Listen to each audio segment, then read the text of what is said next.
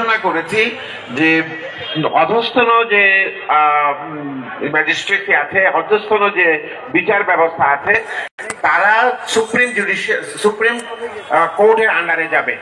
এখন আইন মন্ত্রণালয়ের আন্ডার আছে, সেটা আইন মন্ত্রণালয়ের আন্ডারে থাকবে না, তারা সুপ্রিম কোর্টের আন্ডারে যাবে এবং সেজন্য একটা আলাদা সচিবালয় করা হবে। That will be under the guidance and the directorship of the chief justice. এবং চিফ জাস্টিসও কয়েকদিন আগে এই কথাটা ঘোষণা করেছেন, উনি নিজেও একই ধরনের রূপরেখা দিয়েছেন। এটা হলো 1 নম্বর আপনার প্রশ্নের জবাব। 2 নম্বর হলো, বাংলাদেশে ব্রিটিশ আমল থেকেই পিআরবি ছিল, এটা আপনারা জানেন, পুলিশ রেগুলেশনস অফ বেঙ্গল। সেখানে বলা আছে পুলিশ ম্যাজিস্ট্রেট রিলেশনশিপটি কি হবে। যেমন একটু আগেও আমরা আপনাদের বলেছি যে পুলিশ যখন অ্যারেস্ট করে 24 ঘন্টার মধ্যে ম্যাজিস্ট্রেটের কাছে প্লেস করতে হয়। এটা হচ্ছে পুলিশ ম্যাজিস্ট্রেট রিলেশনশিপ। কে ম্যাজিস্ট্রেট হবে সেটা ইম্পর্টেন্ট নয়, ইম্পর্টেন্ট হচ্ছে পুলিশ অ্যারেস্ট করার সঙ্গে সঙ্গে 24 ঘন্টার মধ্যে তাকে নিয়ারেস্ট ম্যাজিস্ট্রেটের কাছে উপস্থাপন করতে হবে।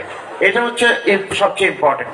এবং এই পিআরবি বর্তমানে বিভিন্নভাবে গত সরকারের সময় এটাকে অকেজো করে ফেলা হয়েছে, মানা হচ্ছিল না। আমরা বলেছি যে 31 দফায় আমরা রুল অফ ল প্রতিষ্ঠা করার ঘোষণা দিয়েছে। আমাদের মাননীয় চেয়ারম্যান মহোদয়, ভারপ্রাপ্ত চেয়ারম্যান মহোদয় বলেছেন যে আমরা সুশাসন প্রতিষ্ঠা করব, রুল অফ ল প্রতিষ্ঠা করব। এই আমার মনে হয় এই বক্তব্য আপনারা স্পষ্ট বুঝতে পেরেছেন। Separation of judiciary will be ensured, rule of law will be ensured. I think you get your reply. এখানে আরেকটা বিষয় রয়েছে, কিন্তু উনি কিন্তু কৃত্য পেশাভিত্তিক বলতে বুঝিয়েছেন যে টেকনিক্যাল ক্যাডাররা তাদের প্রশাসনিক কর্মকাণ্ডগুলো তারা নিজেরাই এটি পরিচালনা করবেন কিনা।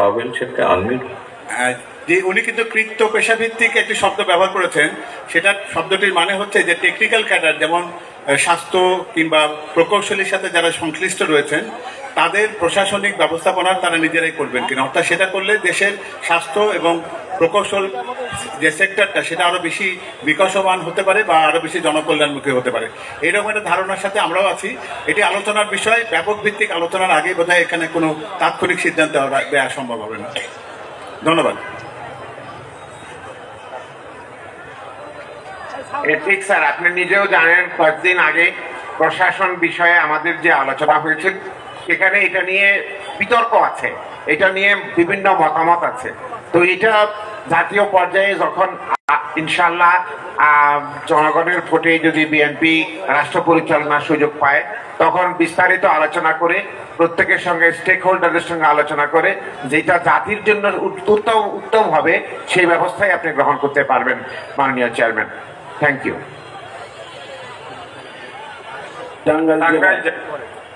টাঙ্গাইল জেলা যুব দলের সাধারণ সম্পাদক তৌহিদুল ইসলাম বাবুকে তার প্রশ্ন করার আহ্বান জানাচ্ছি।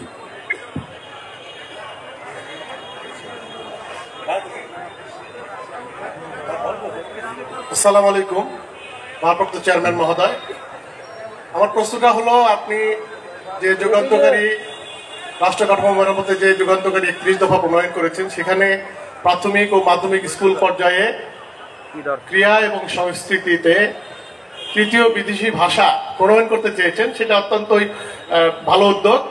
এই ব্যাপারে বিস্তারিত আপনার কাছে কিছু জানতে চাই চেয়ারম্যান মহোদয়। আচ্ছা, আমি ধন্যবাদ আপনার প্রশ্নের জন্য। ধন্যবাদ। আসসালামু আলাইকুম। আসসালামু আলাইকুম। আচ্ছা, আপনি ক্যামেরা প্রশ্ন যে করেছেন, ক্যামেরাকে বলবো একটু ওনার দিকে আবার ক্যামেরাটা ফোকাস করার জন্য, তখন যে মাইক্রোফোনটা হাতে নেন।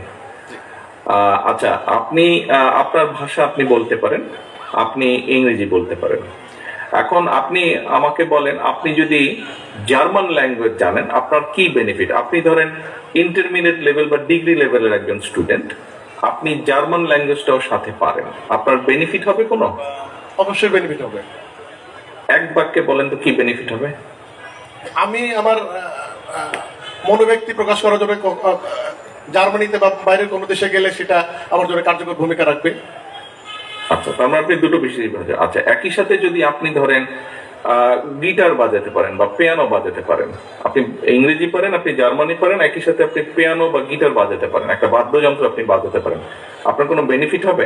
জি চেয়ারম্যান মহোদয়, আমি যদি কখনো কোনো সাংস্কৃতিক অনুষ্ঠানে বা কোনো একটা পরিবেশে থাকি, সেখানে অবশ্যই আপনাকে আমি সাংস্কৃতিক অনুষ্ঠান বাদ দেন, আপনার অর্থনীতি উপার্জনের ক্ষেত্রে এটি কোনো সাহায্য করবে? জার্মান ভাষা বা আপনি গিটার বা পিয়ানো যদি বাজাতে পারেন, অবশ্যই অবশ্যই এটাকে কি এই দুইটা বিষয়কে আপনার এই কোয়ালিটি দুটাকে ব্যবহার করে কি আপনি উপার্জন বৃদ্ধি করতে সক্ষম হবেন? অবশ্যই চেয়ারম্যান মহোদয়। আমি আমি আমার সেই ভাষা, যে ভাষা শিখবো সেটা আমি অন্যদের মাঝে অন্যকে সেই আবার শিক্ষা দিয়ে বা জার্মান ভাষা অন্যকে শিক্ষা দিতে পারবো, তার মাধ্যমে তারাও। ঠিক আছে, তবে নিশ্চিত যে আপনি অন্যদেরকে এই ভাষা শিখিয়ে কিছু উপার্জন করতে পারবেন। আপনি যদি একটা বাদ্যযন্ত্র চালাতে পারেন তাহলে আপনি হয়তো অফ টাইমে, আপনি যে কাজ করেন অফ টাইমে হয়তো আপনি কোথাও কাজ করতে পারবেন, কোনো ক্লাবে বা কোথাও কাজ করতে পারবেন, তাই তো? জি চেয়ারম্যান। একই সাথে ধরেন আপনি কোনো একটা স্পোর্টসে খুব ভালো, আপনার কি কোনো বেনিফিট হবে তাতে? অবশ্যই আমি আমার ক্রিয়া শৈলী দ্বারা ওইখানেও আমি কিছু উপার্জন করতে পারবো বা অন্যদেরকে সেখানে উদ্বুদ্ধ করতে পারবো। আচ্ছা, ঠিক আছে। বা আপনি কোন ক্লাবের হয়ে খেলতেও পারবেন, তাই তো? সেখান থেকে আপনি কিছু অর্থনৈতিক ভাবে কিছু উপার্জন করতে পারবেন। তো একই সাথে ধরেন আপনি খুব ভালো ড্রয়িং করতে পারেন, আপনি দুইটা ভাষা জানেন, মিনিমাম দুটো বিদেশি ভাষা জানছেন, আপনি একটা ভালো স্পোর্টস জানছেন, আপনি একটা মিউজিক্যাল ইনস্ট্রুমেন্ট অথবা গান গাইতে পারেন, আপনি একই সাথে খুব ভালো ড্রয়িং করতে পারেন, আপনার এটা কোনো উপকার দিবে? অবশ্যই এটা আমি আমার মনোব্যক্তি প্রকাশ করতে পারবো এবং সেখান থেকে আমি কিছু উপার্জন করতে পারবো। ঠিক আছে। তো ধরেন একটা আমাদের যে কোনো একজন স্টুডেন্ট, ছেলে হোক মেয়ে হোক, সে তার মধ্যে যখন এতগুলা কোয়ালিটি থাকবে, আপনি কি মনে করেন তার দেশেই হোক বিদেশি হোক নিজের জন্য একটা কর্ম জোগাড় করতে কোনো সমস্যা হবে বা খুব বেশি বেগ পেতে হবে? কখনই না, অবশ্যই সে স্বাবলম্বী হবে। স্বাবলম্বী হওয়ার পসিবিলিটি অনেক বেশি, অনেক বেশি, তাই তো? অনেক বেশি। আপনার প্রশ্নের উত্তর পেয়েছেন? জি চেয়ারম্যান মহোদয়, ধন্যবাদ আপনাকে। আসসালামু আলাইকুম। গাজীপুর মহানগর প্রশ্ন করতে পারেন আপনারা।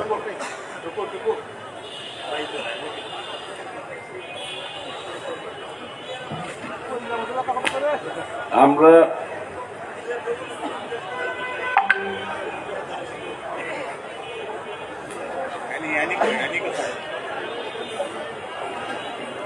আসসালামু আলাইকুম মাননীয়, আমার কোশ্চেন হচ্ছে যে জাতীয় সংসদকে কার্যকর করার জন্য আপনারা উচ্চকক্ষ প্রবর্তন করবেন। এই উচ্চকক্ষ আমরা ম্যাক্সিমাম এই জায়গায় লেমান, আমরা তো কিছু না, আমাদের এই উচ্চকক্ষের একটি ব্যাখ্যা আর পাশাপাশি আরেকটা সম্পূরক প্রশ্ন যে ভাই একটাই চলবে, একটাই আপনার এই প্রশ্নের উত্তরটা আমি দিচ্ছি। ধন্যবাদ। আসসালামু আলাইকুম। আমি মঞ্চ থেকে মাহাদি আমিন আছে কোথায়, আমি প্রথমে একটু মাহাদি আমিনকে অনুরোধ করি এটি একটু বলুক, আমি মাহাদি আমিনের সাথে আবার অ্যাড করবো। জি ধন্যবাদ। উচ্চ কক্ষ বলতে আমরা যেটা বুঝেছি, সংসদে তো সবার পক্ষে যাওয়া সম্ভব না, আমরা এখানে যারা আছে আমরা সবাই তো রাজনীতির সাথে সরাসরি সম্পৃক্ত। সমাজে অনেক শ্রেণী পেশার মানুষ রয়েছেন, ডাক্তার রয়েছেন, ইঞ্জিনিয়ার রয়েছেন, আইনজীবী রয়েছেন, শিক্ষক রয়েছেন, তাদের হয়তো দেশপ্রেম রয়েছে, গণতান্ত্রিক মূল্যবোধ রয়েছে, তাদের হয়তো জনসম্পৃক্ততা রয়েছে, জনগণের মাঝে একটা গ্রহণযোগ্যতা রয়েছে, ওনাদেরকেও আমরা রাষ্ট্র পরিচালনায় সম্পৃক্ত করতে চাই। আমাদের নেতা যেমন তারেক রহমান বলেছেন, আমরা এমন একটি বাংলাদেশ গড়তে চাই যেখানে সত্যিকার অর্থে সাম্য থাকবে, মানবিক মর্যাদা থাকবে, সামাজিক সুবিচার থাকবে। সেটি প্রতিষ্ঠা করার জন্য আমাদের দলীয় সংকীর্ণতার ঊর্ধ্বে উঠে গণতান্ত্রিক মূল্যবোধ এবং গ্রহণযোগ্যতা সম্পন্ন যেসব মানুষের যোগ্যতা রয়েছে, দক্ষতা রয়েছে, দেশপ্রেম রয়েছে, তাদেরকে আমরা সংসদে এনে আরো কার্যকর অবস্থার মাধ্যমে একটি জবাবদিহিতামূলক এবং স্বচ্ছ জাতিসত্তার ভিত্তিতে সরকার ব্যবস্থা প্রতিষ্ঠা করতে চাই। এই জন্য এই উচ্চ পদে প্রতিষ্ঠার জন্য আমাদের প্রস্তাবনা। ধন্যবাদ। আসসালামু আলাইকুম মাননীয়। আমি একটু মাহাদি আমিনের সাথে অ্যাড করি। দেখুন,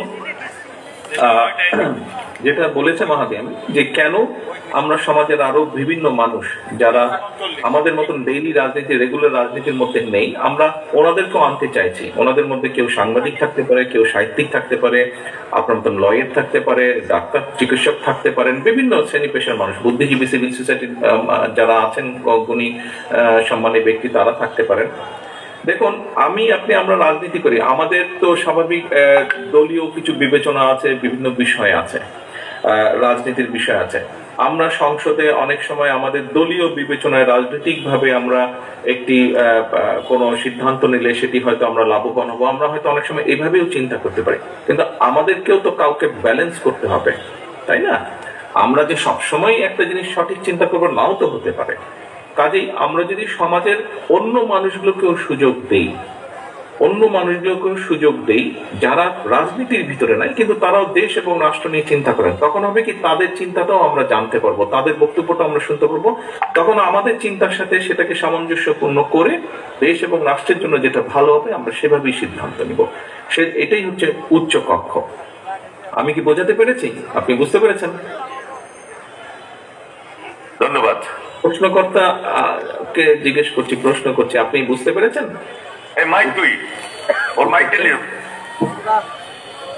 জি মাননীয়, আমি আপনার কথা বুঝতে পেরেছি। জি ধন্যবাদ। আসসালামু আলাইকুম। জি আসসালামু আলাইকুম। দয়া করে এর পথে কেউ মাননীয় টাননীয় বলবেন না, খুব এম্বারাসিং ব্যাপার। নেক্সট নারায়ণগঞ্জ।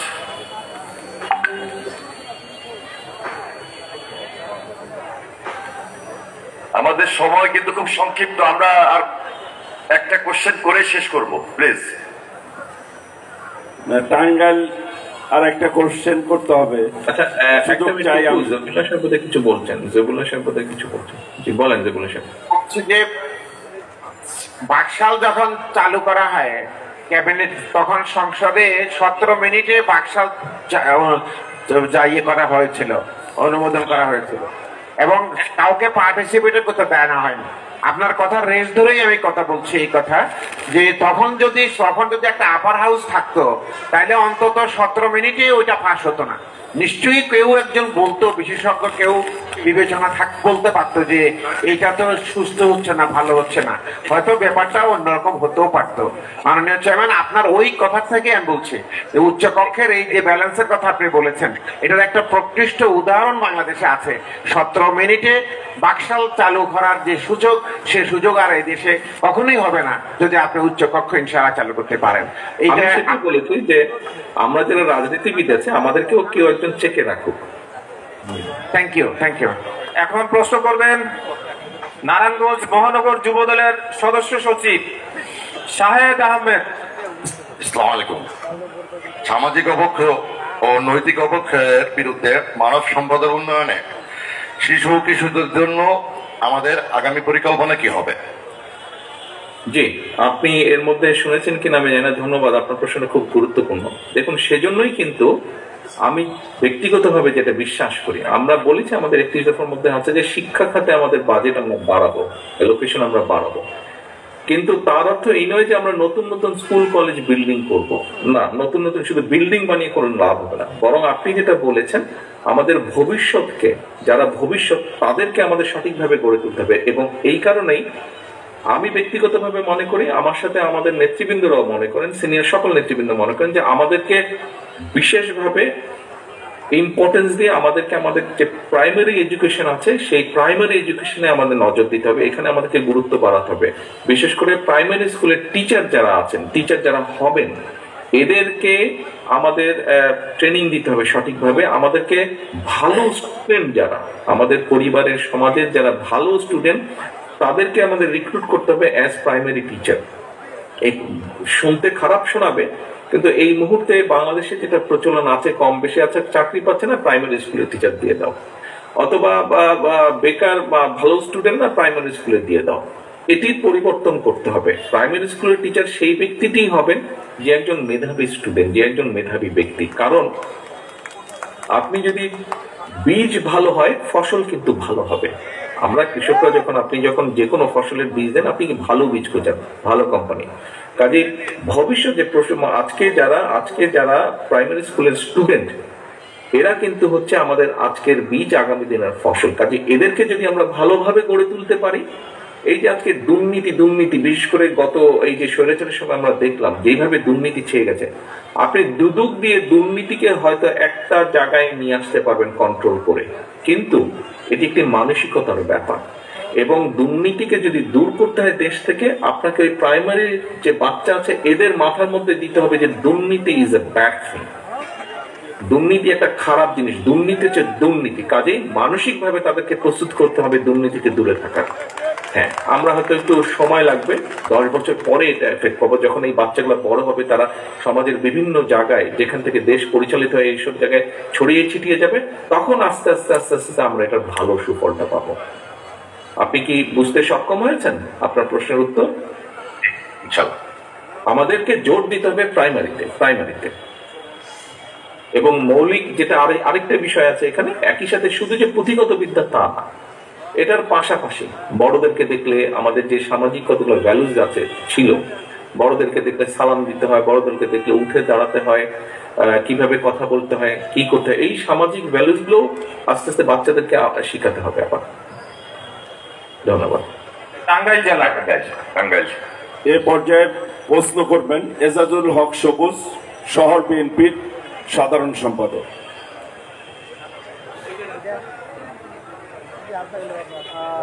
লিঙ্কন। ধন্যবাদ। আসসালামু আলাইকুম প্রিয় নেতা। রাষ্ট্র কাঠামো মেরামতের 31 দফার আজকের এই কর্মশালায় আপনার উপস্থিতি আমাদের দলের ত্যাগী নেতা কর্মীদের প্রশ্ন করেন সবুজ, প্রশ্ন করেন। আমি শুধু বলতে চাই প্রিয় নেতা, আপনি মাঝে মাঝে বলে থাকেন জনগণের পাশে থাকো, জনগণকে পক্ষে রাখো, যে জন্য প্রয়োজন জনগণের আস্থা অর্জন করা। শিশুকাল থেকে যদি সঠিক বোধে মানুষ গড়ে তোলা না হয়, তাহলে আমরা সত্যিকারের মানুষ পাওয়া আমাদের জন্য কঠিন হবে। এই ব্যাপারে আপনার পরিকল্পনা কি প্রিয় নেতা? এতক্ষণ কি বললাম, আপনি কোথায় ছিলেন না এখানে নাকি? মাত্র তো শেষ করলাম এটা বলে। ধন্যবাদ। গাজীপুর মহানগর। গাজীপুর। ধন্যবাদ। গাজীপুর যুব দলের সদস্য সচিব গাজীপুর মহানগরের মাহমুদ হাসান রাজু, বিসমিল্লাহির রহমানির রহিম, অনুরোধ করছি প্রশ্ন করার জন্য। বিসমিল্লাহির রহমানির রহিম। প্রিয় নেতা, আপনি রাষ্ট্র মেরামতের 31 দফা ঘোষণা দিয়েছেন তৃণমূল মানুষের ঘরপথ বস্তু দেওয়ার জন্য। 31 দফার মধ্যে 23 দফার মধ্যে যুব উন্নয়নে আমার প্রশ্ন হলো, 1 বছর ব্যাপী শিক্ষিত বেকারদেরকে সহায়তা ভাতা প্রদান করবেন। আমি এর সাথে সংযুক্ত করতে চাই,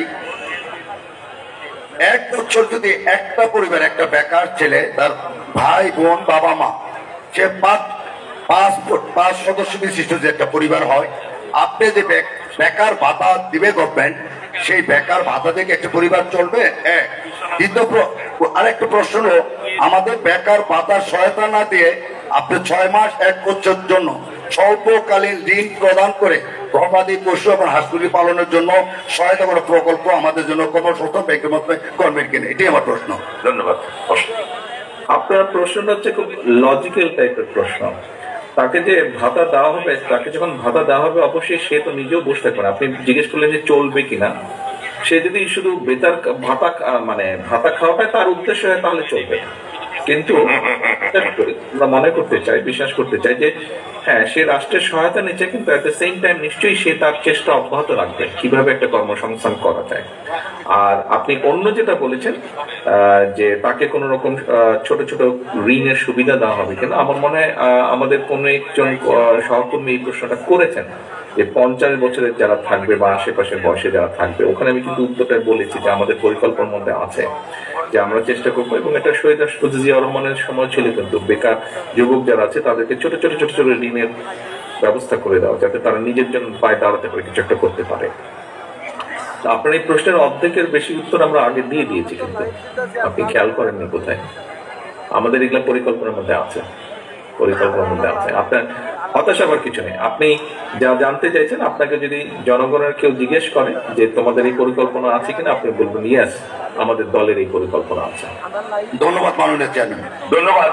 আমরা প্রশ্ন পর্ব এই মুহূর্তে শেষ করলাম।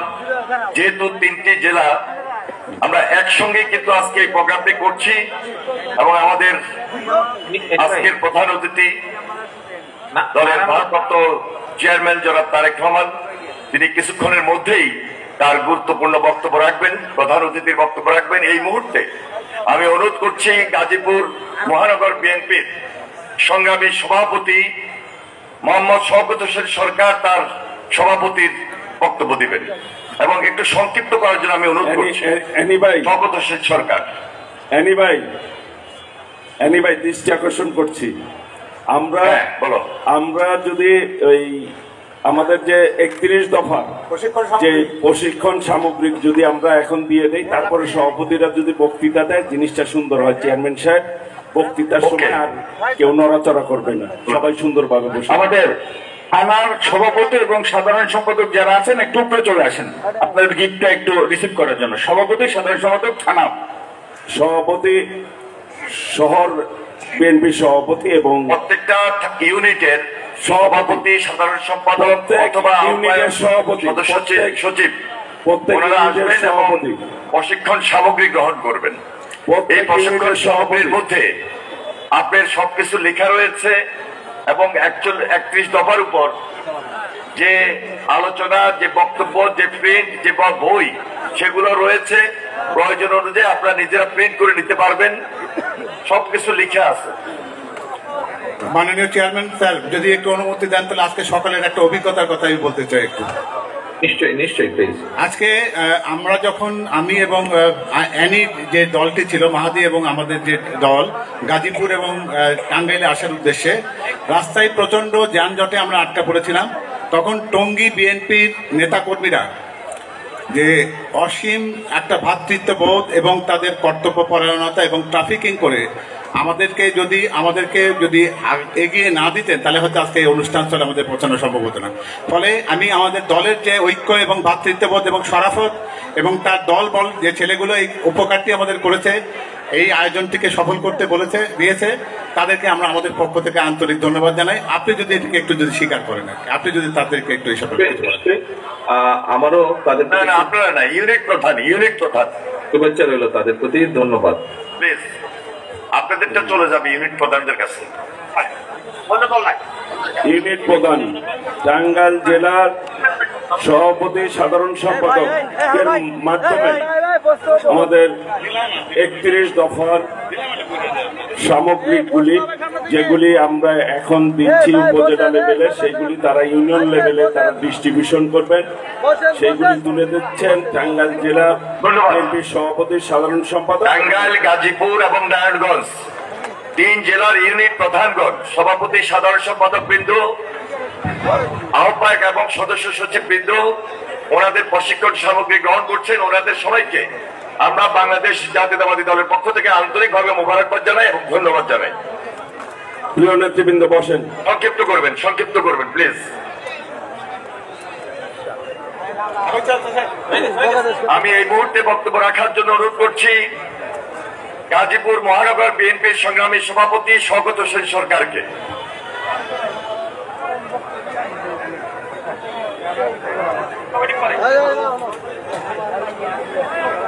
সভাপতি, সাধারণ সম্পাদক বৃন্দ আপনারা যে বসেন, আপনারা বসেন। শওকত হোসেন সরকার, আপনি আসেন।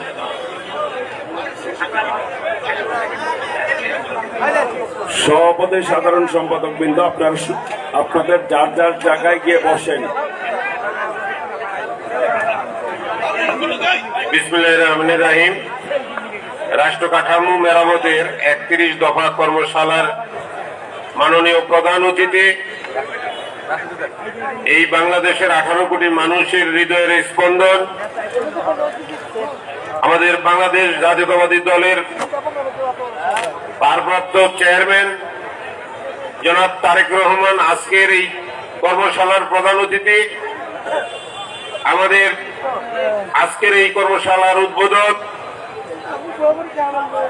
জনাব শহীদ উদ্দিন চৌধুরী এনি, যুগ্ম মহাসচিব বিএনপি, আমাদের মাঝে উপস্থিত প্রধান আলোচক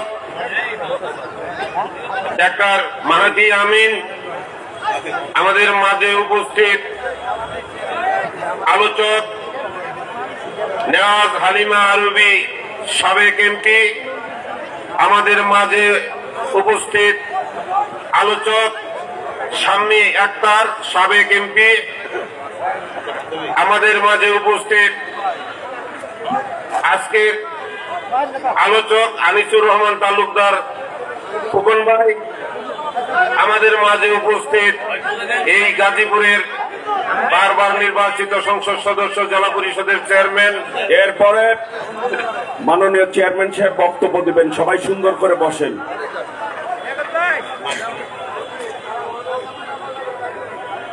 বীর মুক্তিযোদ্ধা হাসানুদ্দিন সরকার আমাদের মাঝে উপস্থিত, নির্বাহী কমিটির সদস্য ডাক্তার মাজারুল আলম, আমাদের মহানগর বিএনপির সিনিয়র নেতৃবৃন্দ, বিভিন্ন থানার সভাপতি, সাধারণ সম্পাদক, অঙ্গ সংগঠনের সাধারণ সম্পাদক, সভাপতি, সাধারণ সম্পাদক এবং আহ্বায়ক, যুগ্ম আহ্বায়ক সহ সকল নেতৃবৃন্দ, প্রিয় ভাইয়েরা, আমরা 17 বছর যুদ্ধ করে বেঁচে আছি। অনেক সহযোদ্ধাদেরকে হারিয়েছি। আমরা বাংলাদেশে আর কোন স্বৈরাচার দেখতে চাই না, নিজেও স্বৈরাচার হতে চাই না। আমি আমার নেতা জনাব তারেক রহমানের বক্তব্য শুনেছি। আমরা প্রতিজ্ঞাবদ্ধ হই, কোন প্রকার অনিয়ম আমরা করব না, করতে চাই। নেতাকে কথা দেন, আমরা ভালো হয়ে চলব এবং কোন প্রকার অন্যায় কাজ করব না। সকলকে ধন্যবাদ। 31 দফার আলো গাজীপুরের ঘরে ঘরে পৌঁছে দিব, এই অঙ্গীকার করে বিদায় নিচ্ছি ইনশাআল্লাহ। সকলকে ধন্যবাদ। ধন্যবাদ। এ পর্যায়ে বক্তব্য রাখার আহ্বান জানাচ্ছি বাংলাদেশ জাতীয়তাবাদী দল টাঙ্গাইল জেলা বিপ্লবী সভাপতি, সাবেক ছাত্রনেতা হাসানুজ্জামিল শাহিনকে তার বক্তব্য রাখার আহ্বান জানাচ্ছি।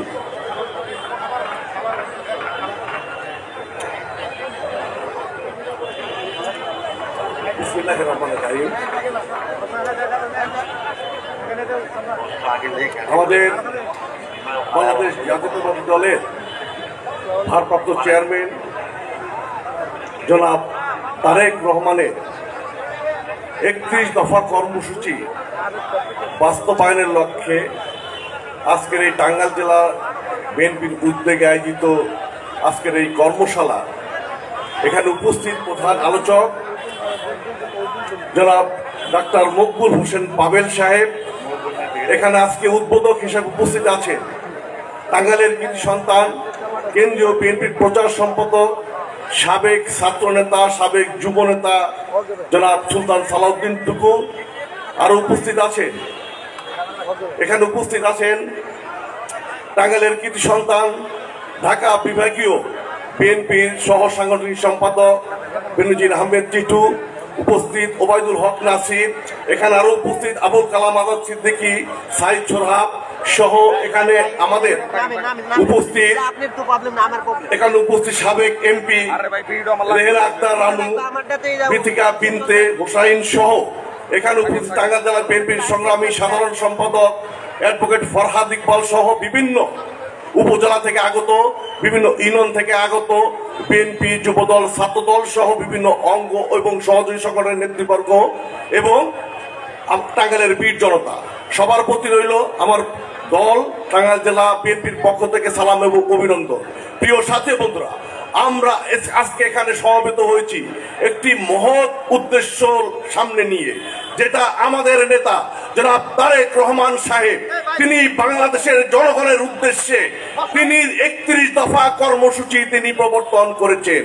প্রিয় সাথী বন্ধুরা, আমরা যারা শহীদ প্রেসিডেন্ট জিয়াউর রহমানের রক্তে গড়া সংগঠন জাতীয়তাবাদী দলে বিশ্বাসী, তারা প্রতিটি নেতা কর্মী আজকে থেকে আমরা গ্রামে গঞ্জে আমার নেতা জনাব তারেক রহমান সাহেবের প্রবর্তিত 31 দফা কর্মসূচি বাস্তবায়নের লক্ষ্যে আমরা গ্রামে গঞ্জে কাজ করে যাব, এই প্রত্যাশা আমার নেতার কাছে দিয়ে আমি আমার বক্তব্য শেষ করছি। খোদা হাফেজ। বাংলাদেশ জিন্দাবাদ। বাংলাদেশ জাতীয়তাবাদী দল জিন্দাবাদ জিন্দাবাদ, জনাব তারেক রহমান জিন্দাবাদ জিন্দাবাদ।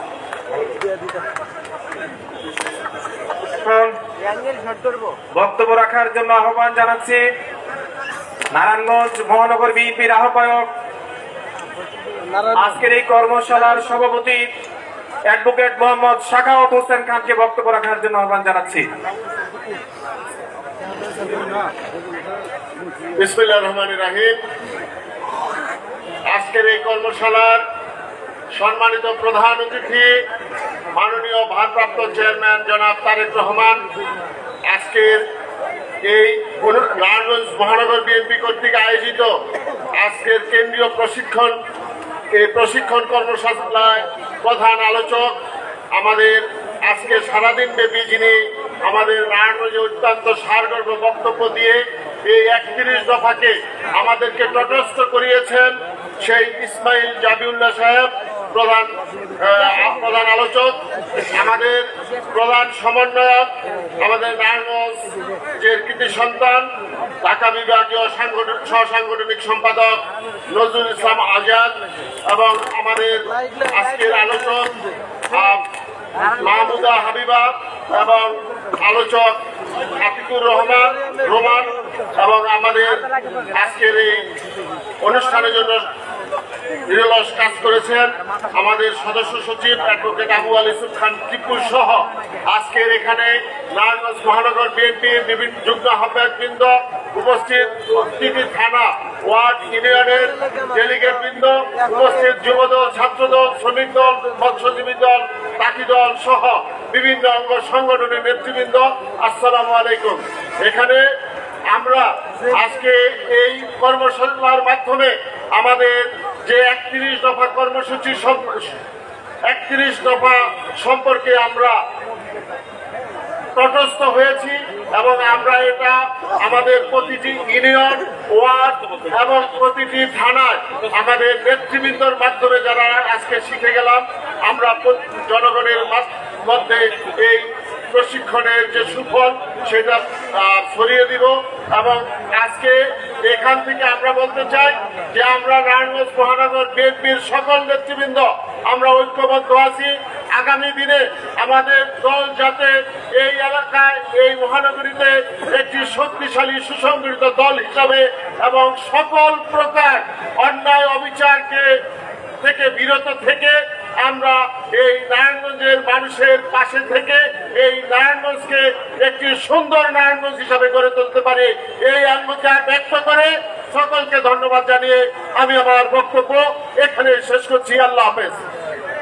ধন্যবাদ। 3 জেলা টাঙ্গাইল, নারায়ণগঞ্জ এবং গাজীপুর